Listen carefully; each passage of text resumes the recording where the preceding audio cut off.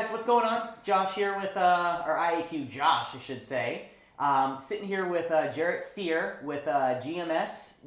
Most of you guys know him as G Unit. Right. And this is our second official Q&A session here on this channel. You might have already noticed we had a Magic Plan on earlier, and now we're talking with the face behind GMS.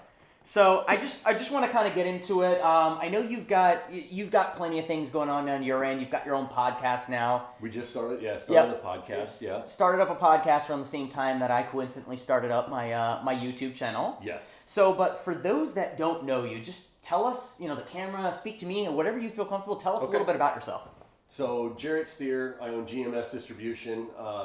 I was an electrician for 10 years. I had a buddy that owned a restoration company. I started making power boxes for him, and it just snowballed until we got distribution across the country, and now that's been about 10 years ago when I made my first one, and now we have one full-time guy that makes all of our power boxes, and I'm focusing on the marketing and kind of the behind the scenes running the business stuff. That's it. So started from the bottom, now we're here. Yeah. Right. So there we go. So, so let's speaking of that, let's talk a little bit more about the company. Okay. You said, talking back, obviously we as industry professionals, as all of you know, I'm in the restoration business. We are all accustomed to these massive yellow boxes, right? Sure. These massive power distribution systems. Yep. And you caught wind of this a while back and just says, there's a better way to do this. That's a good way to put it. There's a better way to do it. There's nothing wrong with the boxes that they're big 50 amp power boxes. That's what everyone and they still serve a purpose. Oh, absolutely. So we're on the same page. Okay. On the construction, a lot of new construction or any construction, large commercial job site, those things are amazing and great. What I saw was to set on Miss Jones' dryer to dry out her basement. Not a great. It's a little overkill. Not a great product for that. So that was where I saw, a little bit of a need to go. We can make this a lot smaller. We can make it safer. We can make it easier to use, and we started making power distribution for restoration contractors. And safety is a word, as you probably know, in our industry is huge. Safety. That is a big part of what we do. Creating occupant safety, creating employee safety. Yep. And all of the above. So definitely that's a word that resonates with us. Absolutely. So that's absolutely awesome. The fact that you were able to actually dig in, look at this, dissect it, and go, hey, we can fill this need as well as make it safer, which is great. Because lifting that unit on top of Mrs. Jones' dryer, let alone the aesthetics of what that looks like, I mean, that's a mission alone. So I guess the size of that unit really is its biggest downfall, the weight and the size, and that's where we were able to come in and make something smaller, lighter, and then with that being smaller and lighter, made it easier to use for the tech, and then making it out of plastic.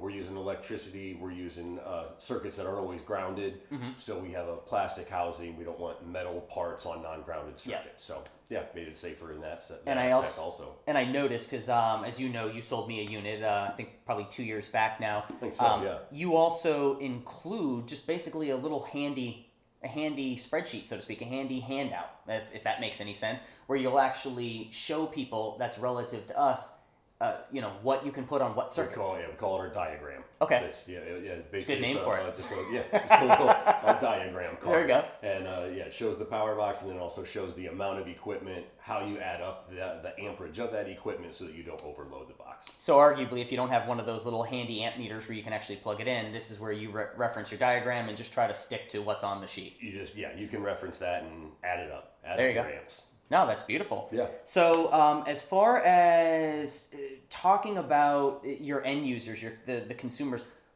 who could truly benefit? I mean, obviously us as restorers are a huge benefiting party by this machine. Are there any other folks out there? Like, I know you touched on the construction industry. So we have looked into like some other markets. I mean, that's obviously anything you would do with a product. If you want to expand, you look into other markets. Honestly, they're the kind of the niche and the water restoration. So we are your focal point. I really like the industry. Okay. So there, we sell to some concerts, some DJs. We do sell to some pest control companies that are doing some bed bug work. We do. My mom uses one for her chili party cook-off every fall. So I mean, there are people that are using them in other spaces.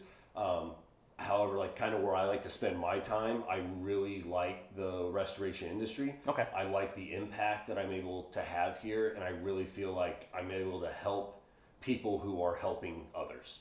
That's and good. so it's almost just like a feel good for me, but it's meaningful. I like being in this industry, and I spend a lot of time here, and I focus on it. That's good. I mean, that's impactful. I mean, it's the same thing we were talking about a few moments ago when we were on the podcast, which is, would you rather go to a Meineke or would you rather go to a brake shop, right? If you have an issue with your brakes. So it's the fact that you're focusing on one industry is beautiful. I think that's all a lot of us could ask for. And there wasn't, when I think there still isn't. I mean, there were products here, there were electrical products in this industry, but there wasn't anybody that was really devoting any time to educating or even trying to innovate for this industry. Yeah. And that's where, I feel like I said, I feel like I have a big impact, or I can make a bigger impact right here, because I am able to come in. I understand the jobs, I understand what's available, what your guys' needs are, and I've been in the industry for 10 plus years. I know a lot of people, and we are able to innovate, make some changes, make things better and safer, and yeah. That's impact. awesome, man. I like it. Yeah, that's great. I mean, again, that's super huge.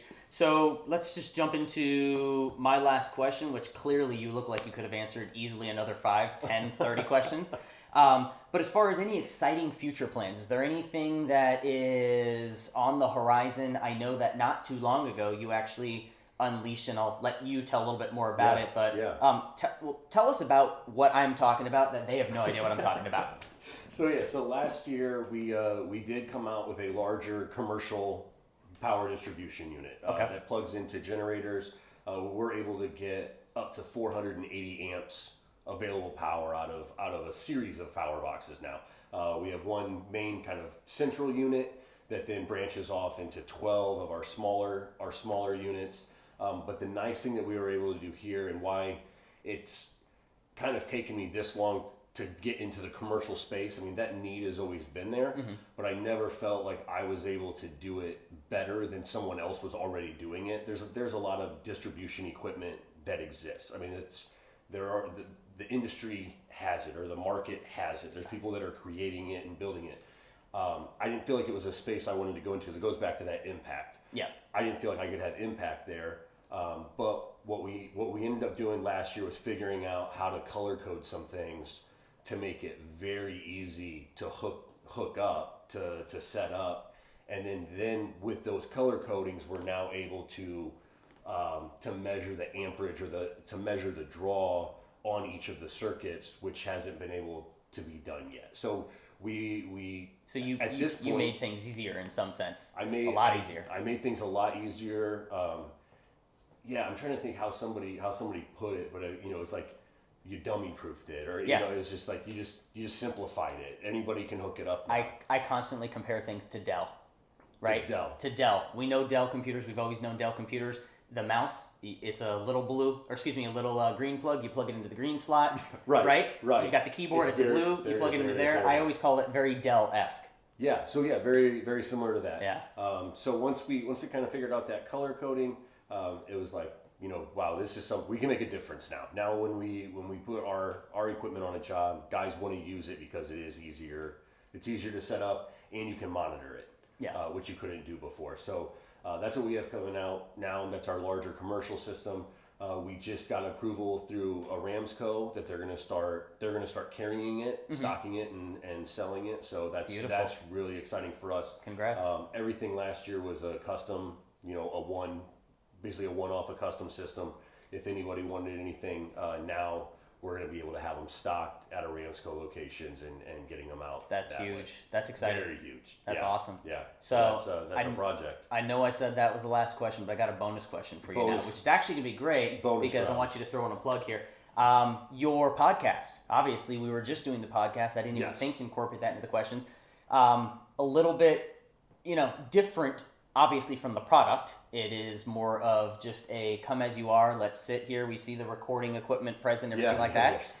For anybody that doesn't know you have a podcast, kind of give a quick shout out on what the podcast is about. Sure. So anyone in the industry, I thought it would be fun to make a podcast just based on basically the people that I know, and we kind of talked about why would GMS, a power distribution company, make a podcast? Yeah, absolutely.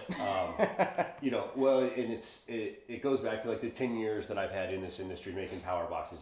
My story, I started out in my garage building the first one. Never really expected to have a business. I was an electrician. I was happy being an electrician, but that things started snowballing. More people found out that I had these products. We ended up getting distribution. And eventually I was getting more orders for power boxes and had to quit my electrical job to fill power box orders.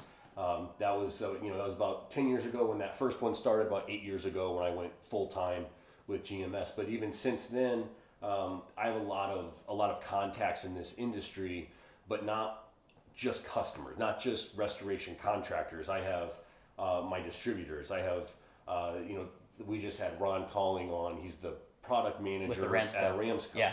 And he's a good friend of mine. I know him very well. There's a lot of contacts that I've made through trade shows and seeing other vendors, and I don't have a lot of competition in this space, so everyone's my friend. I can talk to everybody.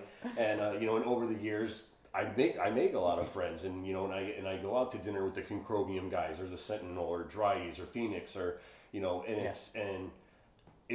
was a way for me to kind of get my network, which I think is really unique to the industry because it goes from manufacturing through distribution channels, through instructors and training facilities. We just had Tom McGuire on actually that one's coming out. But anyway, gotcha.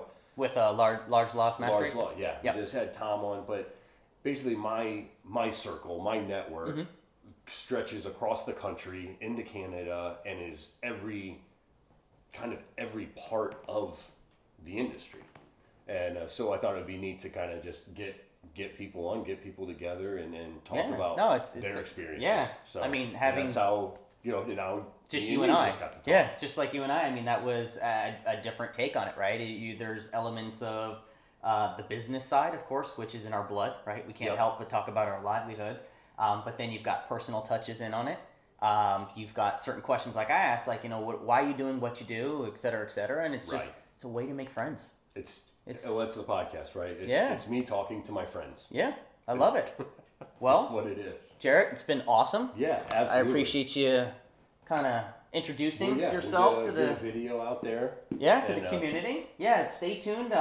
Depending on when we actually air this, our IAQ Josh Winton may be on the podcast, the GMS podcast, a little bit sooner. In 2 weeks. 2 weeks? Yeah. So it depends. So let's see. So it's a race to the airtime. But anyways, so as you guys know, we're going to be doing more and more of these Q&As. Obviously, if you don't see a company on here, I don't like them. I'm just kidding. It just means that, we happen to cross paths this time around. Yeah. It's great. We've talked numerous times on Facebook, Facebook Messenger. I think we only met once before. So it was nice to actually sit down. So, in part, me and my new friends are going to talk about their products, their services, why I think there's a need for them, what needs they're fulfilling, and I guess stay tuned for more videos in the future. But again, Jarrett, I appreciate it. And thank you. Talk to y'all later.